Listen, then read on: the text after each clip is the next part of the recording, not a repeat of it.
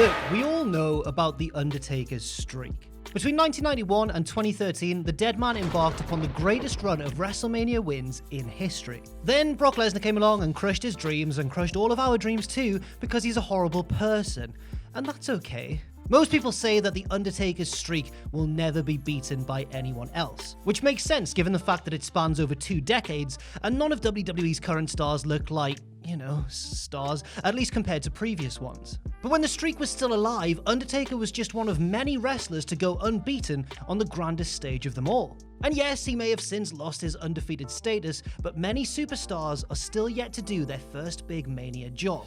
So, because it's lockdown and we hate ourselves, we've delved into the murky world of WrestleMania win-loss records, and we've done so for 2 reasons. 1, to find out who currently has the longest undefeated WrestleMania streak now that Undertaker's is a thing of the past, and 2, to determine who is the most likely to do the unthinkable and topple Mean Mark's record of 21-0. And yes, the correct answer is probably no one ever, but just you wait a few years when Vince McMahon goes all in and decides to hold monthly Manias, each with a longer runtime than the last. We'll see who's laughing when that happens. So without further ado, I'm Jack from Cultaholic, and this is our journey to discover which WWE superstar has the best chance of breaking The Undertaker's streak. No one, but we're going to do it for a laugh anyway. Join us! Our first port of call is to work out who holds the current record, because in terms of sheer mathematics, they are surely the closest to surpassing The Undertaker. Let's start at the very bottom, the very bare minimum. A ludicrous number of names have a record of 1-0, including Michael Cole, Maria Menounos, and Vicky Guerrero. Yes, Vicky won that 10-woman tag team match at WrestleMania 26, and she even got the pinfall for her team. Good for her, good for you, Vicky. Once we move up from 1-0 to the dizzying heights of 2-0, the picture doesn't really get much clearer, to be honest. I mean, Virgil has 2 wins at Mania, for God's sake, as does Mr. T. 3-0, oh, here we go. This is where the big boys play. The big boys being both Road Warriors, Sable, and Axe from Demolition. Just Axe, though, because remember that Smash was also the Repo Man, and the Repo Man didn't do winning very much, certainly not on pay-per-view. And finally, at 4-0, we find our current holder of the longest undefeated WrestleMania streak ever since Lesnar beat Undertaker. This is someone who was popular enough to get booked to win on multiple occasions, but flew just under the radar enough to avoid the inevitable loss to Undertaker or Triple H or Cena. You get the picture. And that man is Rob Van Dam. RVD's massive 4-win streak began in 2002, where he beat William Regal for the IC title. So far, so good. He was pushed onto Heat the following year, but came back strong at WrestleMania 20, teaming with Booker T to defend the tag team titles against all comers. Well, not all comers. Mark Jindrak, Garrison Cade, La Resistance, and the Dudley Boys. The Dudleys are quite a challenge though, aren't they? That's a difficult team to beat. Let's cling on to that. RVD again missed the following year's Mania, this time recovering from knee surgery, but he was back in 2006 for his hardest challenge yet, the second ever Money in the Bank ladder match. And the rest is history. RVD won the damn thing, beat Cena at One Night Stand, and was briefly on top of the wrestling world before kind of throwing it all away. Still, that didn't stop him popping back up again on the Mania 23 card, this time winning a tag team match, teaming with the other ECW originals to defeat Elijah Burke, Kevin Thorne, Marcus Corvon, and our teacher, Matt Striker. And we have to commend Rob for his very smart strategy here. He could have really tested himself against a dangerous opponent, like Great Khali, for example, was making absolute waves at the time. But instead, Rob took the easy option, good for him, and added another win to his resume, and that's really what this video is all about. But we're still left with a big mystery to solve, because there is a problem here which you might have seen.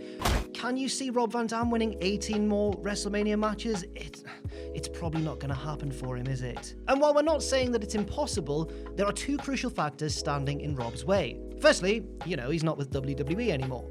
And secondly, if he were to somehow start winning again this year, he'd be 68 years old by the time he was done. So we're forced to look elsewhere in our search for the next Undertaker. They have to be undefeated, so people like Charlotte Flair are out, for example, because despite never appearing to lose ever, she actually has lost at WrestleMania twice. They also have to be currently active in WWE, or at least likely to return for a long stay. Sorry Floyd, your match with The Big Show was really entertaining and all, but we just don't think you fit the bill.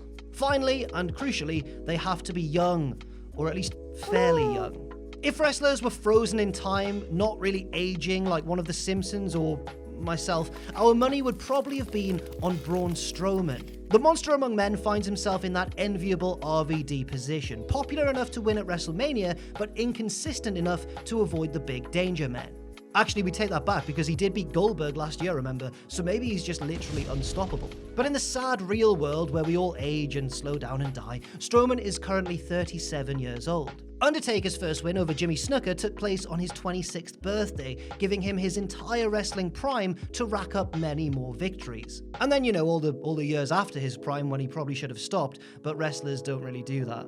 By that logic, Strowman has almost certainly left it too late. Even if he wins every year for the next decade, he still has another decade of winning to do on top of that.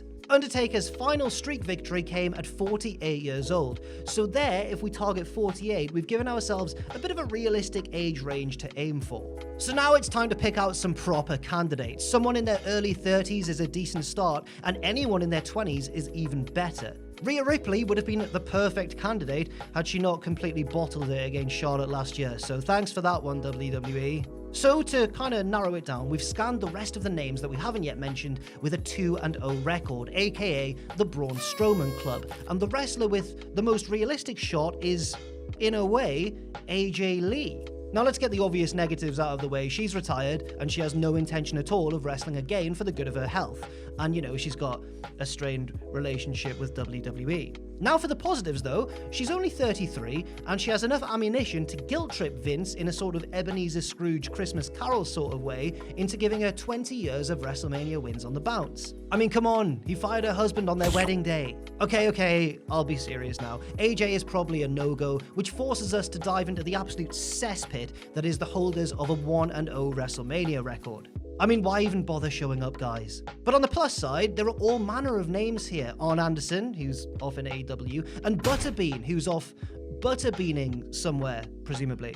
In terms of active WWE folk, there are two that stand out immediately, Montez Ford and Angelo Dawkins, and they are both just 30 years old. Could we see them winning fun, crowd-pleasing tag matches at WrestleMania until the end of time?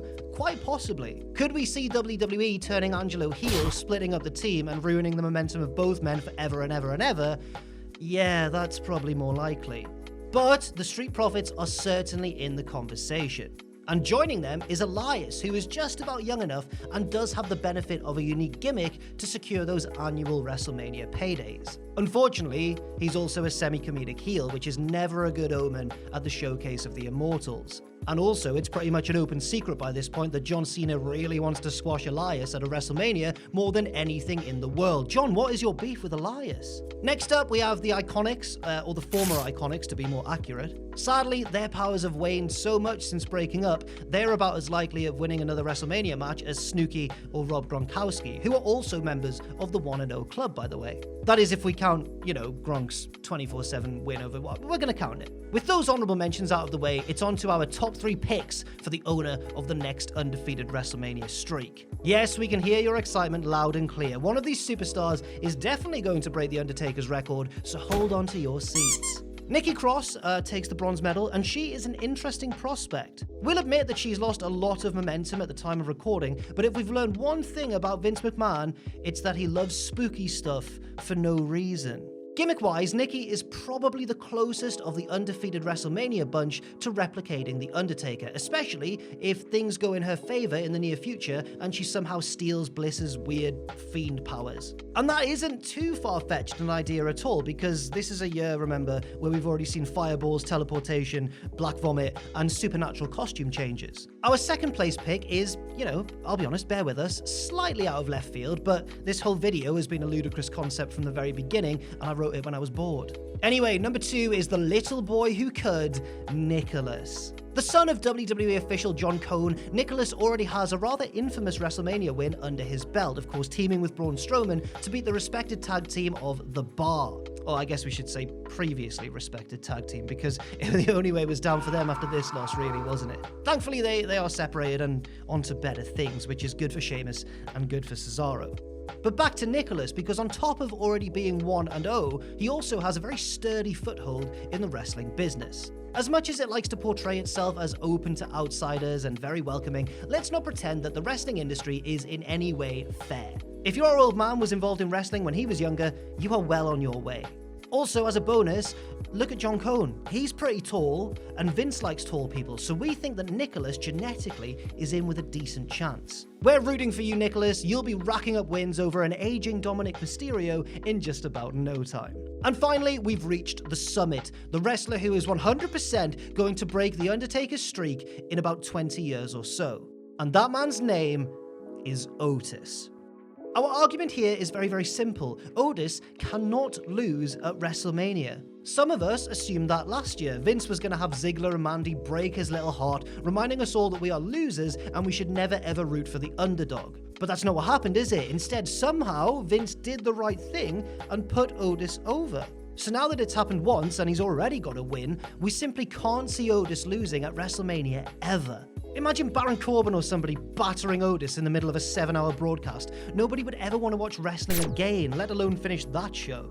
No, as long as Otis sticks around, he'll be raising our spirits on the grandest stage, as long as he turns face again pretty soon. That's a bit of a roadblock, I will admit. And then one day, without us even realizing it's happened, Otis will become completely indestructible, and it's heartwarming and terrifying in equal measure.